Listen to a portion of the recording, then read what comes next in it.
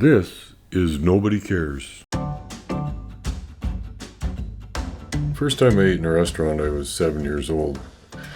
We made a trip to Saskatoon to get clothes for school. My brother was starting that year, and so the two of us, I guess it was necessary.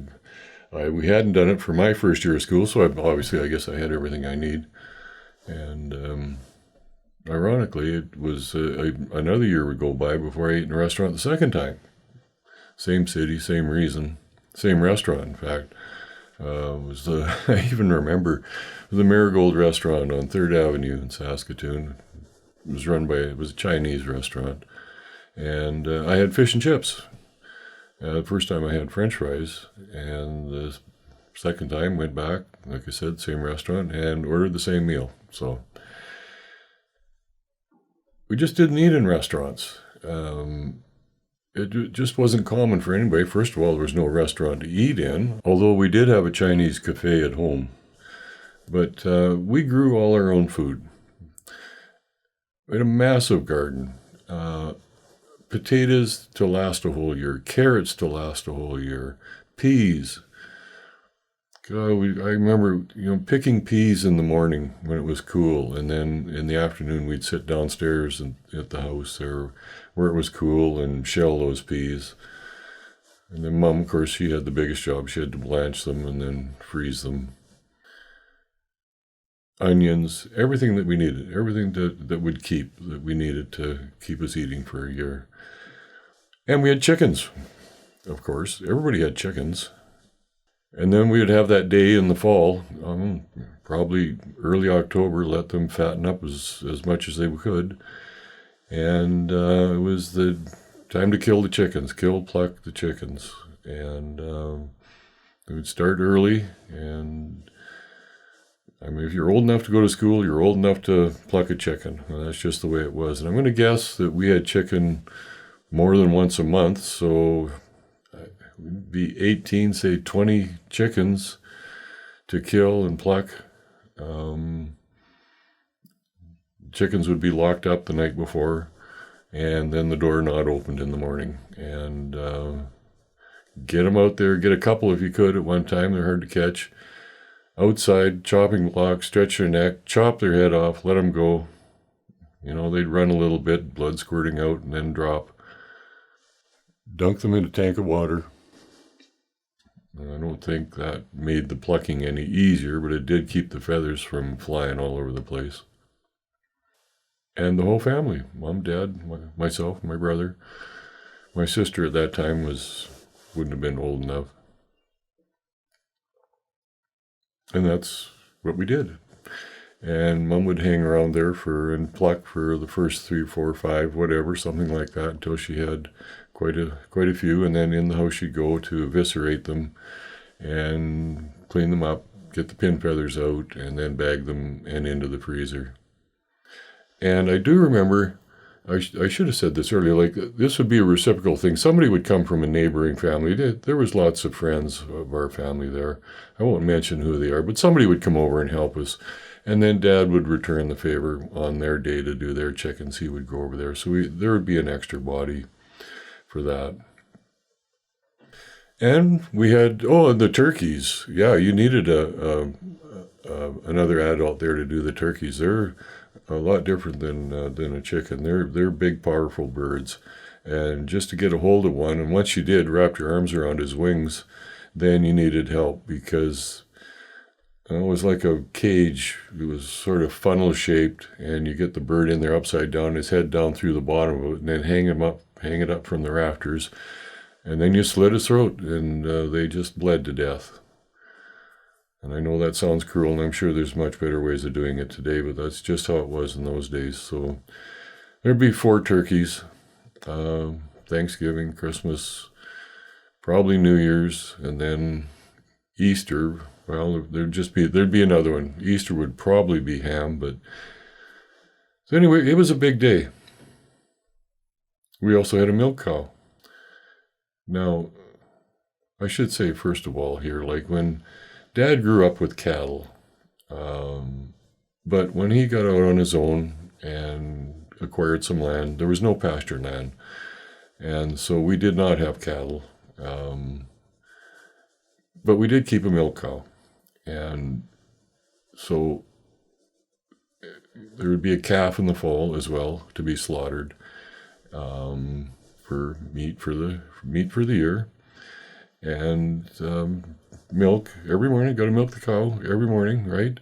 And cream separator, butter churn, and that's just how life was. We had all our own food. The reason I'm going through all this, mentioning all this, is because I don't want anybody to say, oh, who's this guy? Who's this city boy? He doesn't know where food comes from. What does he know? Well, hopefully I put that all to rest here with my opening. And I just want to state here as well that I'm not sponsored. I don't have any subscriptions to anything. There's no money behind me. This is just my own words, my own thoughts from here on. I wanted to tell a story about animal intelligence. And, it would be easy to come up with something about a dog. We know how great dogs are. Guide dogs for the blind and companion dogs for other people with handicaps. Dogs used by the police, sniffer dogs for, drugs and explosives and things like that. I saw this show on TV. It was probably on The Nature of Things, a show similar to that. And they were testing the intelligence of an octopus. They built a tank out of glass or perhaps plexiglass. You could see right through it anyway, and I'll say it was 8 by 8 by 8. It was a cube shape. And inside that tank, they had created a maze with other plexiglass. And so there were dead ends in there, and it was all chopped up with these plexiglass walls that you could go round to the left on some of them or over the top, different ways. They were all different. And there was at least one that was a dead end where you couldn't go on and you would have to turn around and go back. And what they did is they put the octopus's favorite snack in the tank as well. And it was way down towards the front of the tank in a little compartment on a shelf. And then they put the octopus in at the top. And the octopus takes a minute to sort of orientate himself here. He's a little unsure, different environment, doesn't know what's going on. But he spies this crustacean right away. And he wants that. And he quickly realizes that he can't move straight towards it. He's sort of trapped in this.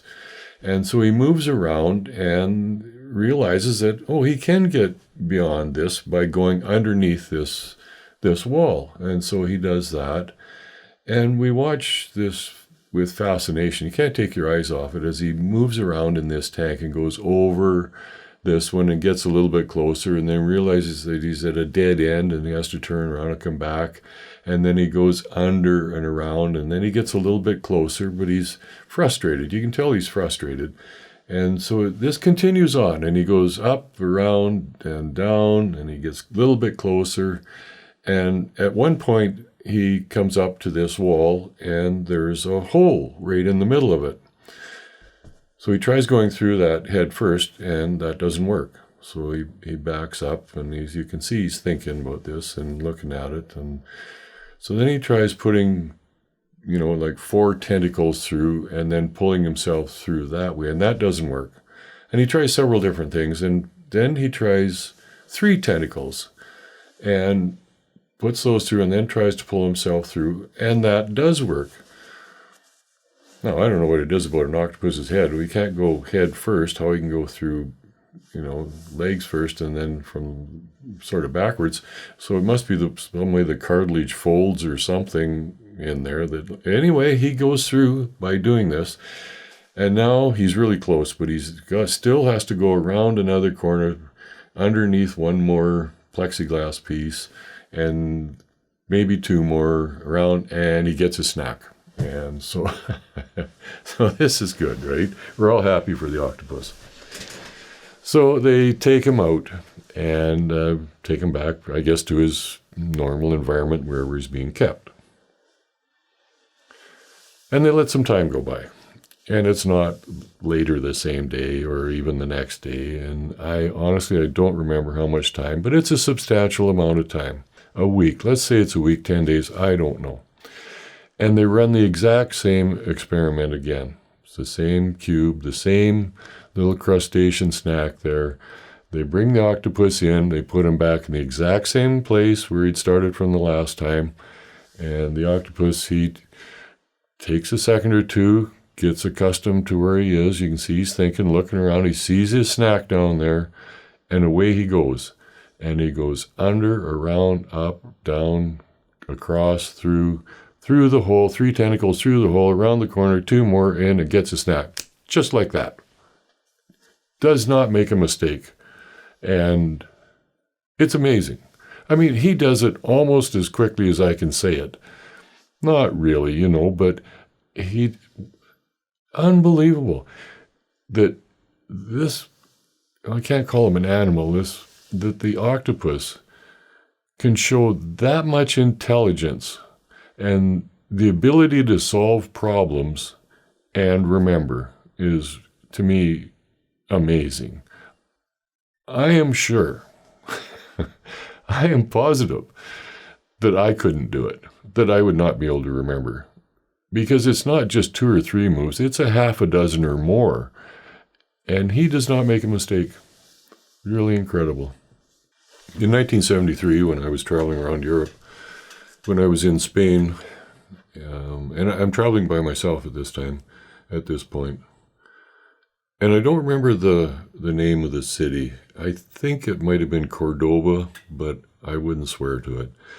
Anyway, I saw a poster, an advertisement for a bullfight. And it was coming up in like 2 days. It was right away. And they had the admission fee. I knew how much it was going to cost. And it was really more than I would like to have spent. And so I had to think about it. I'm running on a limited budget. But when I got thinking about it, it was like, well, this is what you're in Europe for, right? Is to see the culture, and everybody knew about bullfights. And this is a once-in-a-lifetime opportunity, so I decided to go.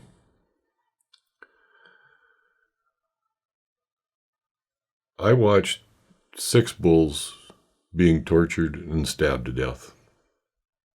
That's what it amounted to. The bull ring, I don't know how many people it would have held. It wasn't huge, but it's difficult to estimate. Like 2,500, maybe 3,000 people, but it wasn't anywhere near full. It was half full, and that might be a bit generous. They build a wall. So you have the ring, and then they build another short little stub wall on the inside of the ring that's maybe 2 feet, 30 inches from the wall, and it's maybe, 8 or 10 feet long. It's a place where the matador can go, but the bull can't get into, okay? Other than that, there's not much to say about the ring. It's just an oval. A circle,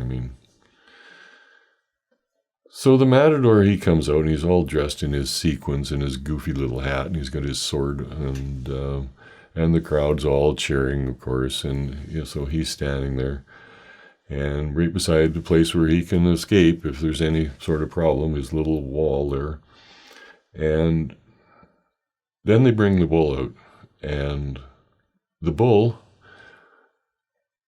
well, he looks confused right off the bat. Now, this is a shock to him, I guess, because it's unnatural environment. Here he is all by himself. He gets ushered out into the middle of this in the ring, and the crowd of people are cheering, and there's all this noise, and you can tell the bull is uncomfortable, doesn't know what to do, where to go, and so he just kind of stands there. And then 2 men come out from behind and run, one on either side of the bull, and they have these lances. They have 2 lances each, one in each hand, and they're about 2 feet, 2.5, 3 feet long. I don't know. I don't remember exactly. And they come running up beside the bull, and they throw both of these lances and stab them into the bull. So now the bull's got 4 of these lances stuck inside him, and there's a barb on these lances so that they can't come out. Once it's in, it stays there. And now they hang down, and the bull starts bleeding. The blood's, it's not pouring or anything. It starts seeping out. His hide starts turning red. And now the bull's getting mad. And every time the bull moves, these lances start to sway back and forth, and they're weighted, and they have like balls on them and that move. And I don't know how to describe it other than it looks getting very uncomfortable. And then the matador, who's been standing quietly watching all this, now he steps out and he starts to tease the bull. And the bull just gets madder and madder. And he's hurting, obviously. And he starts charging. You've all seen bullfights. I don't have to describe it, I don't think. But, he starts charging at the matador, and he's got his red cape, and he steps out of the way, and the bull gets nothing but cape. And this goes on and on and on until he wears this poor bull down to nothing. He's just standing there panting. He's lost all his energy. There's snot coming out of his nose, and saliva's dripping down. And now the mighty matador gets up in front of the bull, and he pulls out his sword, and he takes a big stab at him and comes right in underneath the jaw of the bull into the neck from an up pointing downwards, kind of, and trying to hit the carotid artery. And I thought at first that he was stabbing, trying to get into the heart, above the rib cage, through the neck, down into the heart. And when it's done properly, the bull just drops dead instantly. Okay. There were 6 bullfights that day, and 3 of them, the matador did not do it properly. He would hit the sternum of the bull or hit some bone, and that would just completely enrage the bull again. This bull who finds all this adrenaline, and away they go again. And the matador goes and hides for a little while, and then he comes out with his cape, and they start over again, teasing the bull until it doesn't take as long this time, and gets the bull back to a very submissive position, just standing there. And in all 3 cases that he'd missed the first time, the second stab was effective. That's unbelievable. I couldn't believe what I was seeing. I don't know what I was expecting. I should have known. I don't know if I'd ever seen the whole thing before with the killing of the bull and I guess I knew about the torturing, the lances in the side. You probably might be wondering, well, why didn't I just get up and leave? Well, I should have. I imagine I wanted to, but I had invested this money and nothing else to do. And no, I stayed I watched all 6 of the fights. Unbelievable, really. I can't really describe how disgusting it was. It's been 50 years since I saw that bullfight in Spain. And, growing up in rural Saskatchewan, rodeos are a big deal. And I'd been to rodeos. In fact, I'd been to the Stampede prior to that. But I haven't been to a rodeo since. Now, you can say, well, that's quite a leap. But is it really? Is abusing an animal, calling it entertainment, and charging people to watch it? To me, it's pretty much the same thing. And I don't know how anybody can argue that when you take a calf and you rope it, and that calf is running flat out, and when that rope tightens up, it flips him 180 degrees, and then the cowboy jumps off, throws him on the ground, hog ties him, and then the horse, being taught to keep that rope tight, starts backing up, and you're dragging that calf by the neck. That's not abuse? What if it's a baby cow? What if you took a puppy and you hogtied it and you wrapped a rope around its neck and dragged it around the backyard. Now, maybe I'm going a little far with that, saying dragged it around. But you tell me what the difference is. Can you imagine how much trouble you'd be in if you did that to a puppy, if somebody saw you? You got those steers, the steer wrestling. The big macho man gets down off his horse, grabs that steer by the horns, and twists his neck 180 degrees and slams him down to the ground?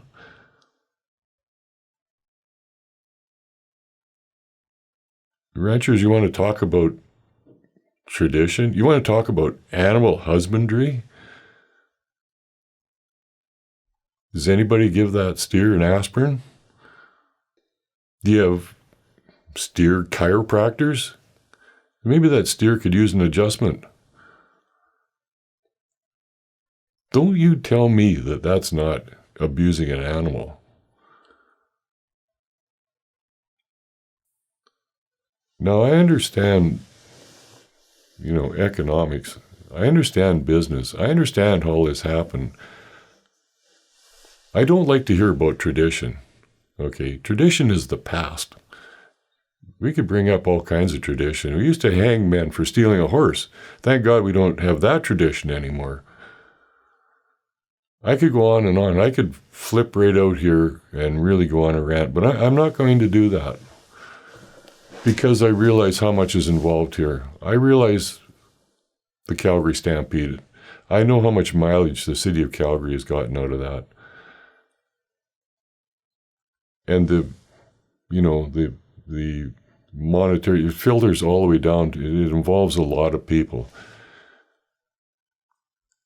And I guess I'm naive. I think that I've been thinking the past 50 years that this was going to happen, that gradually rodeos and along with bullfighting would disappear, but it hasn't happened. The media needs to get involved in this. Why is the media so silent on this? What I'm going to do is appeal to a certain group of people with this, and that is to women, and particularly to the mothers, to get involved in this. The mothers who are so often the reasonable voice in the room. And to everyone else listening, you can be involved in this. You don't have to stand up and be a voice, just simply quit attending. Because when the money stops flowing, rodeo will end. Vote with your feet. Several decades ago, and I think I'll guess I would say the 80s, Larry Flint, who was the publisher of Hustler magazine, it was a men's magazine, and everybody knows about it. If not, I'll explain what it was. It started off with showing naked women for their breasts, and then it went to full nudity, and then it kept going a little further, and a little further, and a little further. And eventually the government or the authorities decided they'd had enough, and they charged him with producing pornography. And he fought that charge. And he beat that charge. And one of the reasons, or the reason why he beat it, is because they couldn't come up with a definition for pornography. And the judge in the case said, "We may not have a definition for pornography, but I know it when I see it." And when I heard that, I thought that was just really a very interesting thing to say. And I've had that kind of tucked away in the back of my mind somewhere. So in my appeal to everybody involved in the rodeo, I wonder if you could come up with your definition of animal abuse. Because I know what I'm seeing.